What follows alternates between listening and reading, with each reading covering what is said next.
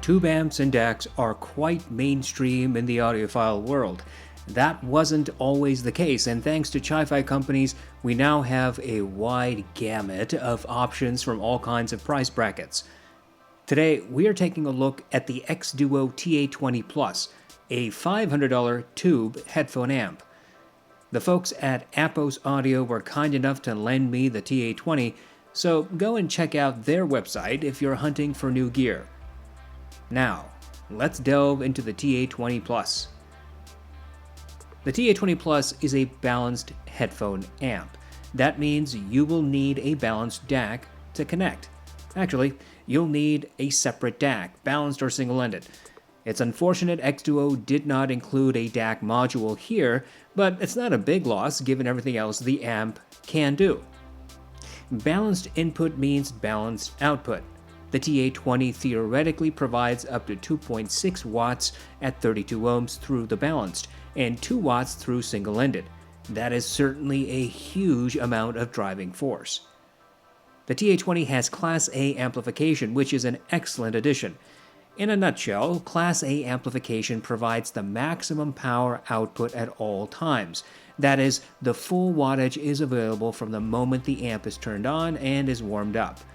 The downside is that Class A amps are constantly pulling power from the electrical grid, and as a corollary, also dumping heat into your room. Class A amps are not for those who care about energy efficiency.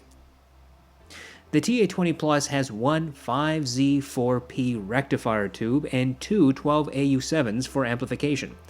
The latter tubes can be easily found. The former might be a bit difficult, especially if you want good quality alternatives.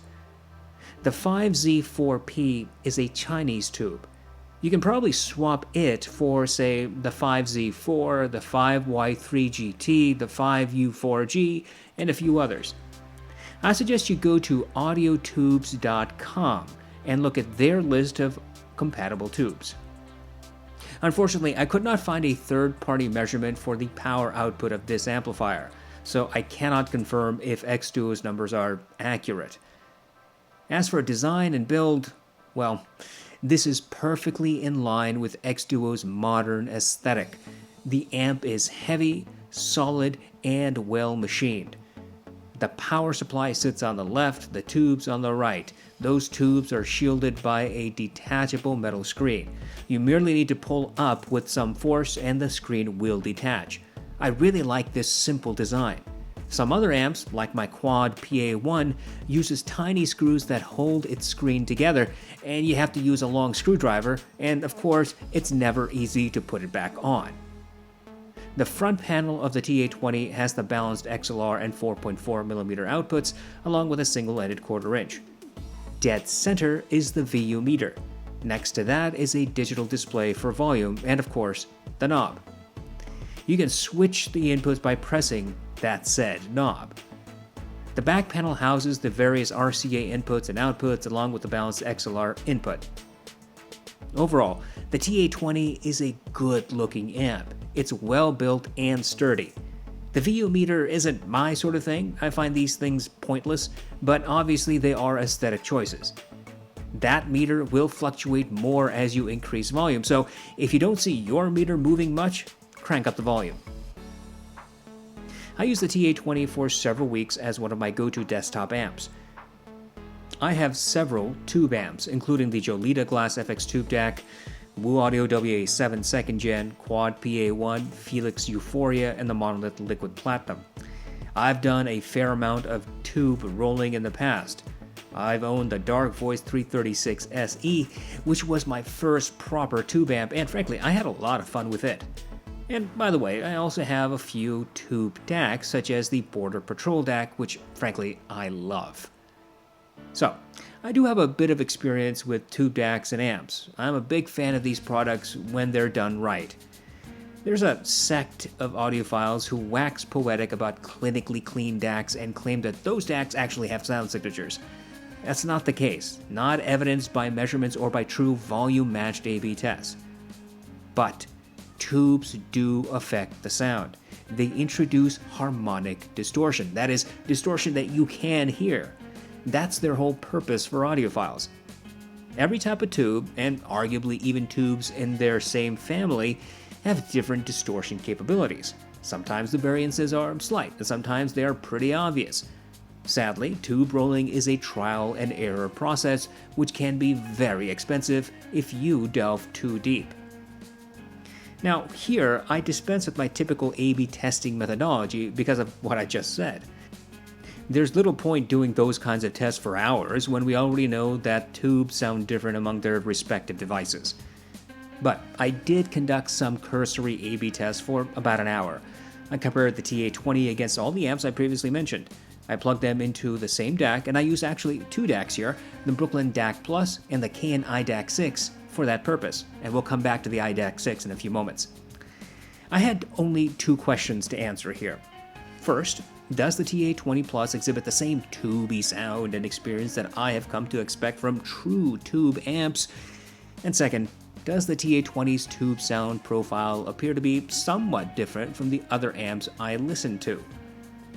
To the first question, yes, the TA-20 Plus definitely has the tubey sound. But I have to give it to xDuoo that they did an excellent job matching these tubes. Now, Appo said that they sent me a brand new TA-20 Plus to test, so that means that these tubes were unused. Often, cheap tubes will need some break-in time.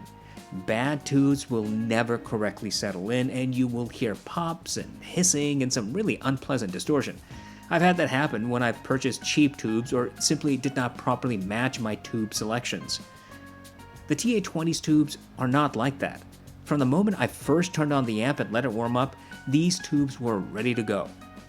I never heard a hint of the annoying hiss or pops or sizzles of a cheap tube or tubes that were not properly matched. More to the point, when I simply listened to the Brooklyn DAC Plus and compared that against the TA-20, I could definitely hear a warmer, bassier sound. The Brooklyn DAC is a neutral amp DAC, so that is a perfect baseline. Don't expect the TA-20 to add bass head bass. Don't expect it to feel warmth. It's simply the blending, the melding of the frequencies. Vocals become a bit less clear, sub-bass and mid-bass have less clarity overall and slightly longer decay, and treble is frankly a little bit more tame, so rolled off. I can't give you any precise measurements about how much the audio is affected, but the signature is there. I even swapped the amplification tubes on the TA-20 with the Appo's branded version. And frankly, after I tested it, I don't think I really heard any difference. At least, I don't think I did. And since I don't have a second TA-20, I couldn't do an A/B comparison. So the bottom line is, if you want spare 12 AU7 tubes, you can use the Appo's versions too. Now, on to the second question. Does the TA-20 sound somewhat different from my other tube amps? Yeah, I think it does. The PA-1 has a sharper emphasis to drum strikes. It marginally emphasizes treble, and vocals tend to stand out a little bit more on it than on the TA-20 Plus. The WA-7 smooths everything out, and I've said this over and over and over again over the last 7 or 8 years. There's a bit less clarity overall on the WA-7 than on the TA-20, but the WA-7 also tames harsh vocals and sibilants. The Liquid Platinum has a slight tube sound, and frankly, it has more of a solid-state clinical signature. My FX tube DAC seemed to emphasize bass, but with more overall clarity than the WA-7. If I were to change tubes on all these amps, I'm sure experience would alter in some way. I also conducted a little experiment. My iDAC 6 has 4 6H16B tubes. These are pretty small, but combined, they make a slight difference. The iDAC 6 lets me switch between tube and solid state mode at the press of a button. So, I turned on the tubes and immediately heard a slight change to the TA-20. The iDAC 6's tubes added a bit of tubiness to the TA-20's tubey bass emphasis. It wasn't significant, but it was there since I was able to play back and forth with the iDAC 6's implementation. Now, I repeated this with a few other tube amps, and I got a similar experience. Lastly, I checked the power output of the TA-20 using my various headphones. I tried dynamic and planar headphones. I had 600 ohm headphones and the notoriously hard to drive Argon. They all seem to get plentiful power for peak performance. Now, whatever the actual power output is of the TA-20, it just seems that it is capable of handling your headphones. And frankly, I think the TA-20 did really well through my time with it.